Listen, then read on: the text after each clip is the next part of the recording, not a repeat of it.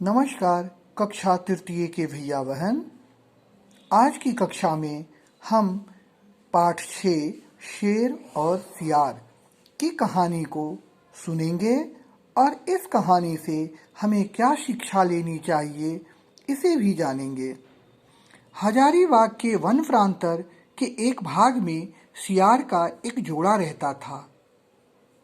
उन्हें भोजन के लिए रोज हाथ पैर मारना पड़ता था।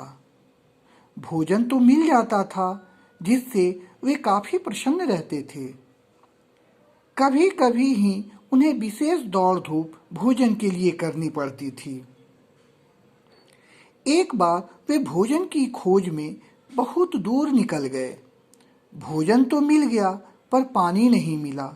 अब वे पानी के लिए इधर उधर खाक छानने लगे और पानी की तलाश करते करते वे काफी दूर चले गए। धूप तेज हो रही थी जिसके कारण इनकी प्यास बढ़ती जा रही थी। कुछ दूर जाने पर उन्हें एक तालाब दिखाई पड़ा।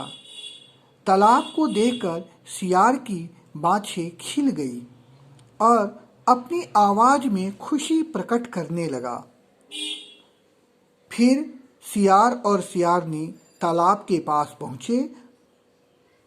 अभी वे पानी पीने की कोशिश ही कर रहे थे कि उनकी नज़र शेर की माद पर पड़ी, जिसे देखकर सियार सर्द हो गया और इधर शेर उनकी आवाज़ सुनकर नींद से जाग उठा और बाहर निकल पड़ा, जिसे देखकर दोनों के रोंगटे खड़े हो गए। सियार भागने के लिए रास्ता ढूंढने लगा। सियारिन ने ढाढ़स बंधाया और कहा कि बुद्धि को जगाओ। डर कर भागने या झाड़ी में छिपने की आवश्यकता नहीं है। उधर शेर दहाड़ता हुआ इनके पास आ गया। सियारिनी ने साहस के साथ बुद्धि से काम लेने के लिए अनुरोध किया। सियार की बुद्धि तो हवा हो गई थी। सियारनी ने कहा, मेरे साथ चलो, घबराओ मत, प्यास से प्राण मत दो और बुद्धि से शेर का मुकाबला करो। सियार ने उत्तर दिया, आज तेरी बुद्धि की परीक्षा है। मेरी बुद्धि तो खत्म हो गई है। बोलो क्या किया जाए। सियारनी ने सियार के कान में कुछ समझाया और दोनों शेर के पास पहुंच गए। सियार का हृदय धक धक कर रहा था। शेर अपने सियार को पास आता देख अपने भाग्य की सराहना करने लगा। दहाड़ना भूल गया, उसकी आंखें चमकने लगी। सियार को पीछे रखकर सियारनी ने हाथ जोड़कर निवेदन किया, महाराज, मैं आपसे कुछ कहने आई हूँ। शेर ने समझ लिया कि शिकार कब्जे में आ गया है। अब ये कहाँ भागेंगे और निश्चिंत भाव से पूछा, बताओ तुम्हें क्या कहना है, जल्द कहो। सियारनी बोली, राजा जी, आपसे जूठे हाथ मुंह कैसे बात करूं। यदि आज्ञा दें तो हम दोनों हाथ मुंह धो ले।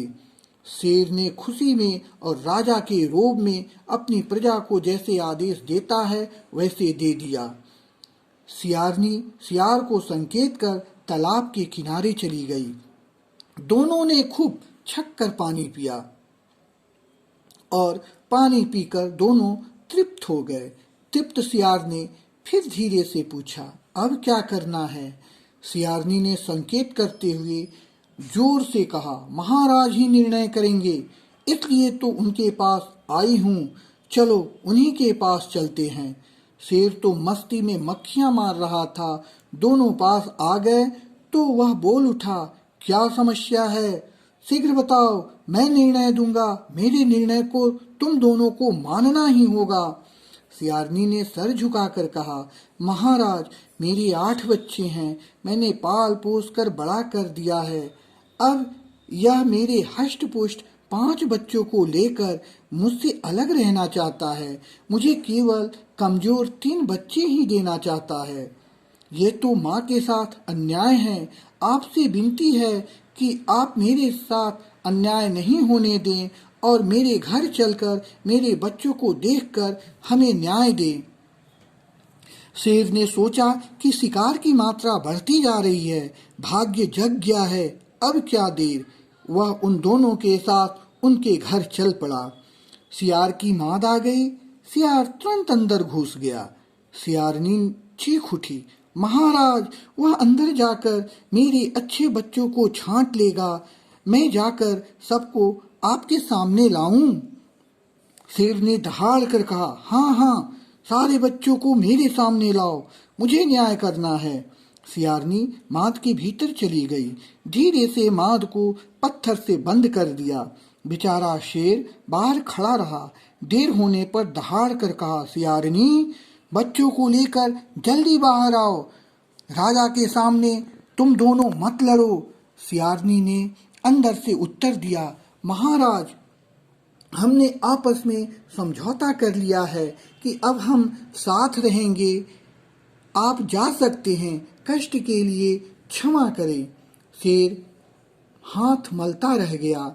उसकी आंखों के सामने उसका मोटा असामी हाथ से निकल गया था और वह पछताते हुए अपनी माद की तरफ लौट पड़ा। इस कहानी से हम भैया बहन यह शिक्षा लेना चाहिए कि बुद्धि बल से बड़ी होती है।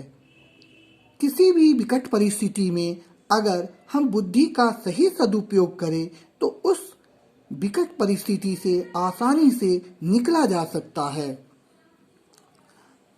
अब इसके जो प्रश्न उत्तर हैं अगले व्हाट्सएप पर मैं दूंगा, जिसे आप सुंदर और अच्छे सुरेख में लिखकर याद कर लेंगे। धन्यवाद।